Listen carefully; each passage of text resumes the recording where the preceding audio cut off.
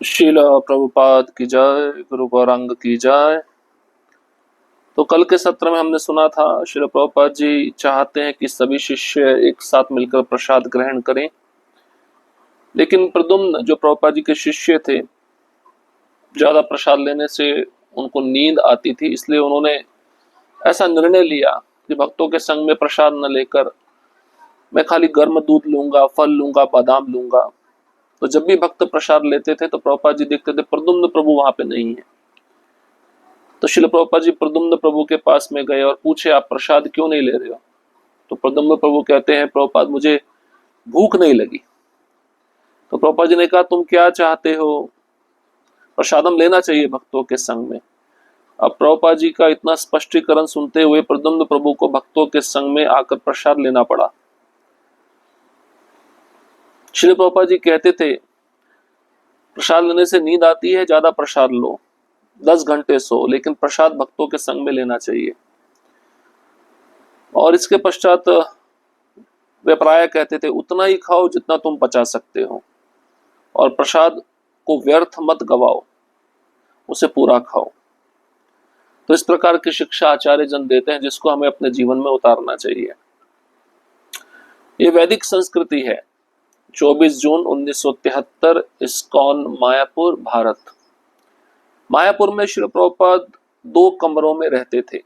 एक बैठक थी जहां वह अनुवाद कार्य करते थे तथा अतिथियों से भेंट करते थे, तथा साथ वाला कमरा उनका सोने का कमरा था। वहां वे प्रसादम भी पाते थे, अतः वहां उनके पलंग के साथ दीवार में एक संगमरमर की प्रसाद पाने के लिए चौकी लगी हुई थी। जून का महीना बहुत गर्म होता था, अतः जब श्री प्रभुपाद मध्याह्न का भोजन पाते, मैं मोर पंखी के साथ उनको पंखा करता। इससे उन्हें हवा ही नहीं लगती, अपितु मक्खियां भी दूर रहती। यद्यपि जब श्रील प्रभुपाद प्रसाद पाते तो वहां रहने वाली चींटियों की जनसंख्या सतर्क हो जाती। हमेशा उनके गुप्तचर दीवार के ऊपर भागते रहते तथा मेज पर उनकी प्लेट रखते ही मिनटों में वे अपनी वेटेलियन बुला लेती।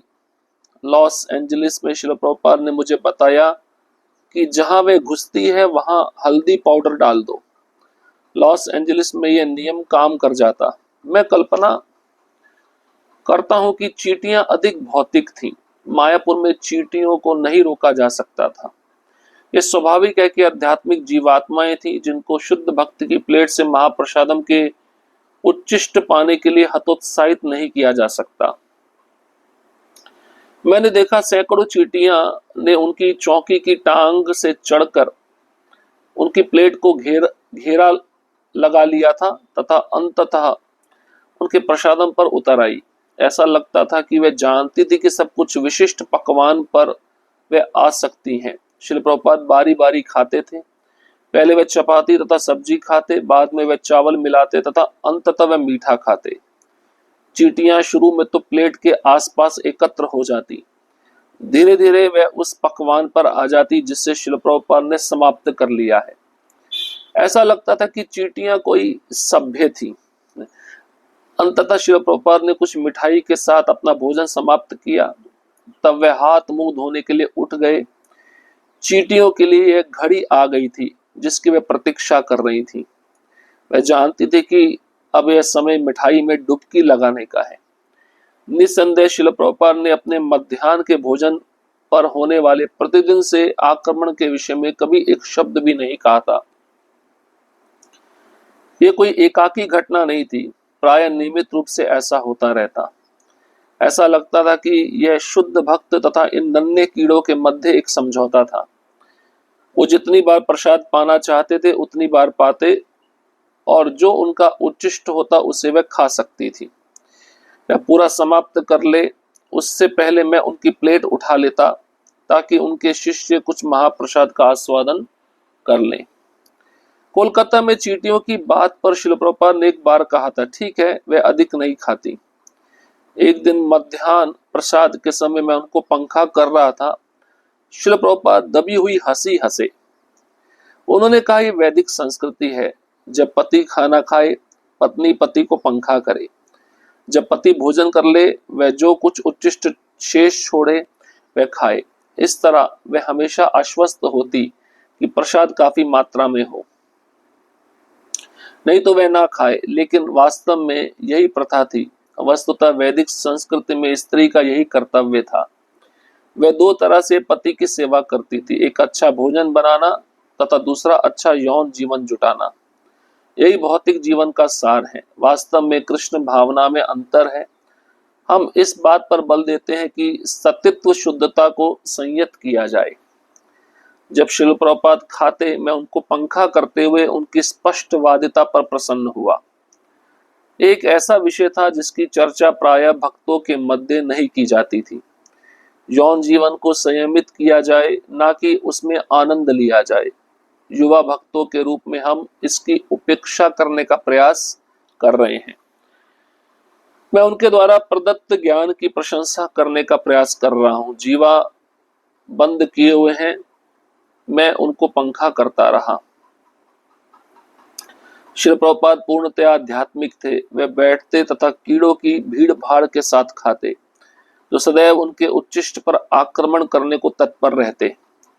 केवल वे ही यौन जीवन के विषय में सावधानी से बोल सकते, क्योंकि भौतिक आनंद के प्रति उनका कोई आकर्षण नहीं था।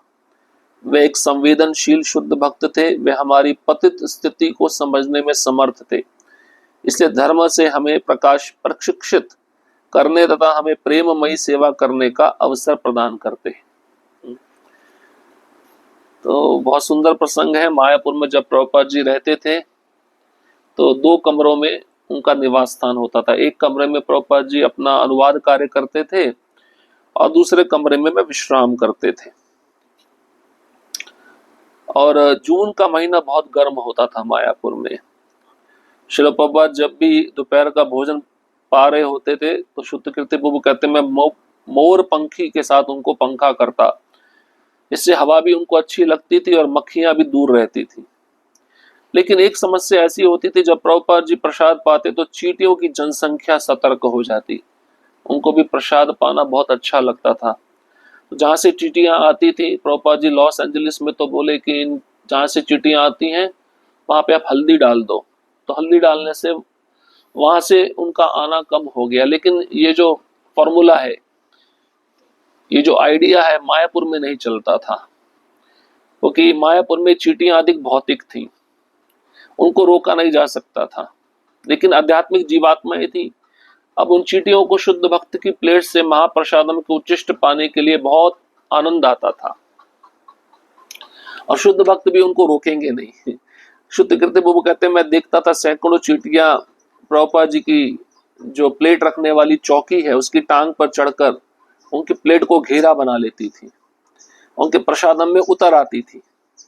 ऐसा लगता था कि वे जानती थी कि सब कुछ विशिष्ट पकवान बने हुए हैं।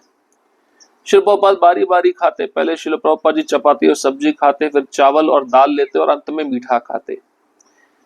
चींटियां शुरू में तो प्लेट के आसपास इकट्ठी हो जाती, धीरे धीरे उस पकवान पर आ जाती जिसे शिल प्रभुपाद ने समाप्त कर लिया है। चींटियां भी सभ्य थी। शिल प्रभुपाद ने कुछ मिठाई के साथ अपना भोजन जब समाप्त कर लिया, तब हाथ मुंह धोने के लिए उठे। चींटियों ने वह घड़ी को देखा कि अब जिसकी हमें प्रतीक्षा हो रही थी वह समय आ गया, अब हमें मिठाई में डुबकी लगानी है।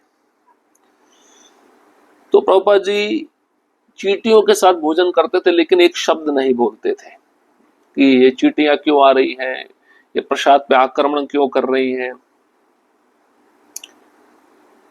अब यहाँ पे बताते हैं, मध्याह्न के समय प्रभुपाद जी प्रसाद लेते और शुद्ध कीर्ति वो पंखा करते थे। प्रभुपाद जी एक बार प्रसाद लेते लेते हंस पड़े और कहा कि ये वैदिक संस्कृति है, जब भी पति खाना खाते हैं पत्नी को पंखा करना चाहिए। आजकल तो ऐसा रिवाज नहीं रहा, और पति के भोजन करने के बाद ही पत्नी को खाना चाहिए, वो भी पति का उच्चिष्ट खाना चाहिए। और अगर उच्चिष्ट नहीं बचता है तो ना खाए। बड़ा कठिन है, ये सब चीजें आज के जीवन में पालन नहीं हो सकती। लेकिन पापा जी कहते हैं वास्तव में यही प्रथा थी, यही वैदिक संस्कृति थी।